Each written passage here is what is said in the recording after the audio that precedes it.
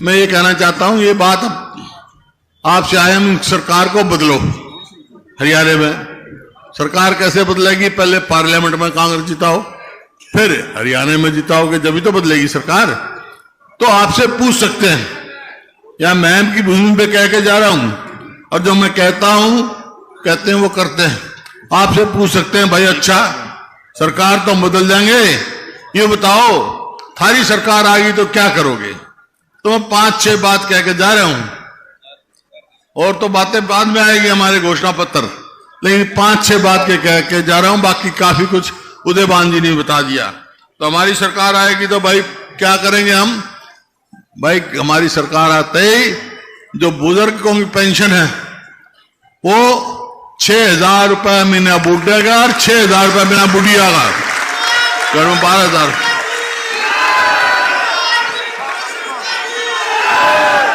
सुनो सुनो। और भाई एक जो है सबसे कष्ट की बात होती है, खेत का ट्यूबवेल का तो बिजली का बिल मैं कर गया था 10 पैसे यूनिट, लेकिन गरीब आदमी को बिजली का खर्चा बहुत परेशान करता है। तो भाई 300 यूनिट फ्री बिजली देंगे हम 300 यूनिट। और ये हमारी बहन बेटियां बैठी है भाई, आजकल कोई लाकड़ियां पे तो रोटी पोता नहीं, गैस का ले आए सिलेंडर जब हमारी सरकार थी तो 400 रुपए का भाव था, अब हो गया 1000 से ऊपर। लेकिन हमारी सरकार आ गई तो आज कह रहा हूं जैसे राजस्थान में कर दिया था ना, 500 रुपए से ज्यादा सिलेंडर की कीमत नहीं होगी। और इस सरकार ने, हरियाणा सरकार ने 2 लाख जो पक्की नौकरी खाली छोड़ रखी, लगाए नहीं, वो एक और बना रखा है कौशल रोजगार निगम, उसमें ना रिजर्वेशन, ना पक्की, ना पेंशन। इधर लाओ अगले 1 महीने बाद काट दो। युवाओं के भविष्य से खिलवाड़ की जा रही है, जो कर अग्निपथ है, कोई मतलब नहीं उसका।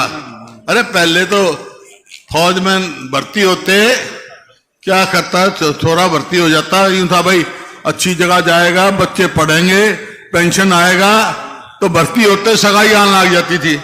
ये बगनी 21 साल से कम शादी ना हो, 18 साल का भर्ती होगा, 21 साल का, 22 साल का घर आ जाएगा, तो कौन ब्याह करेगा भाई उसका? बताओ कौन रिश्ते लेके जाओगा? तो ये स्थिति इन्होंने कर दी। और भाई जो बैकवर्ड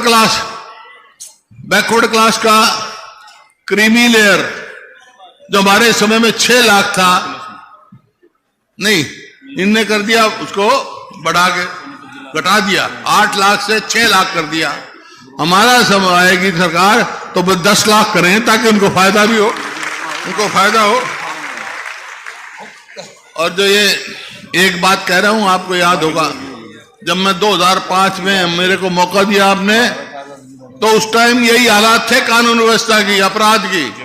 उस टाइम मैंने कहा था कि भाई या तो मुख्य धारा में आ जाओ अपराधी, नहीं हरियाणा छोड़ जाओ, छोड़ गए थे।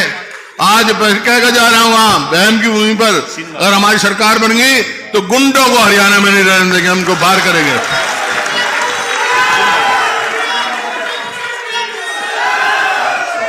और ये पोर्टल चला रखे हैं, मेरी फसल मेरा ब्यौरा। अरे यही तो मंडी है, यही किसान है। जब फसल आ जाती थी तो भाई मंडी में सीधा आता, एमएसपी लेकर आ जाता।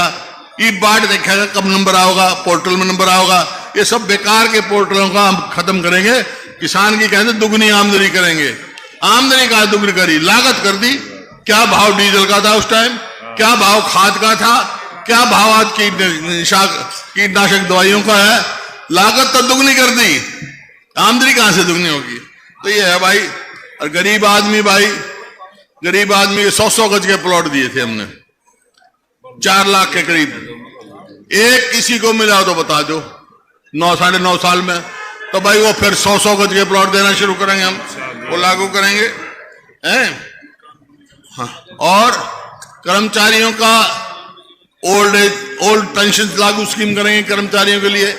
और गरीब आदमी में मकान बनाने का भी काम हम करेंगे भाई।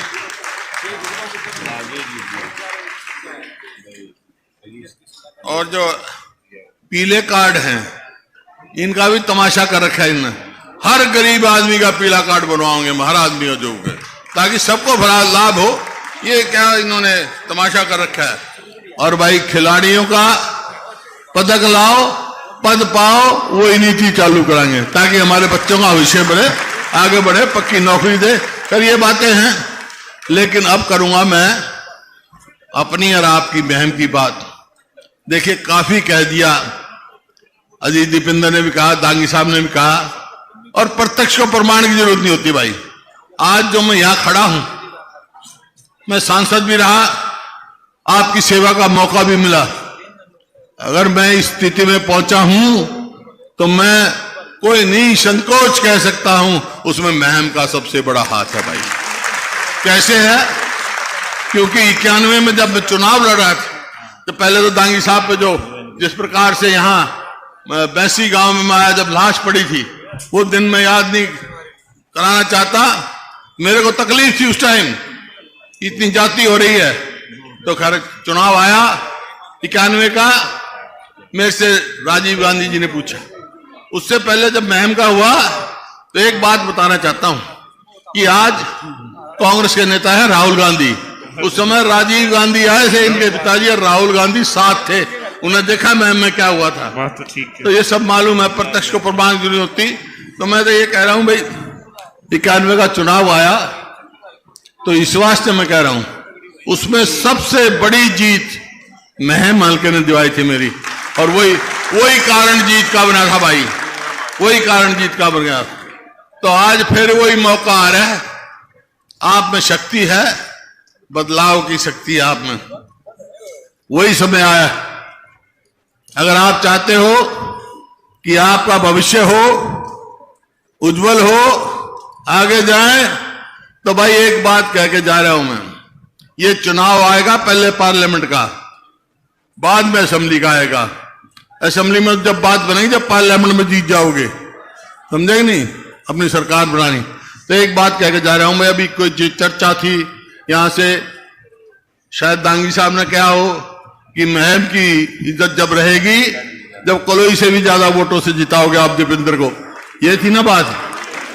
तो भाई एक बात सुन लो, एक बात सुन लो, पिछली बार 19 के चुनाव में कलोई ने मेरे को, कलोई से मैं 70,000 वोटों से जीता था, पूरे हरियाणा में सबसे ज्यादा।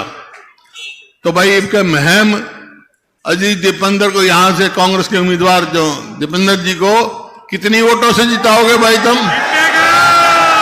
1 लाख से। तो 1 लाख से जीत जाओ, जिता दियो भाई यहां से। उसका 1 लाख से कैसे जीतेंगे? आप जब जीतोगे हर बूथ पर हर वोट पड़े और वोट की परसेंटेज 90% आएगी तो जीतोगे आप। वोट डालनी है आपने हर बूथ पर।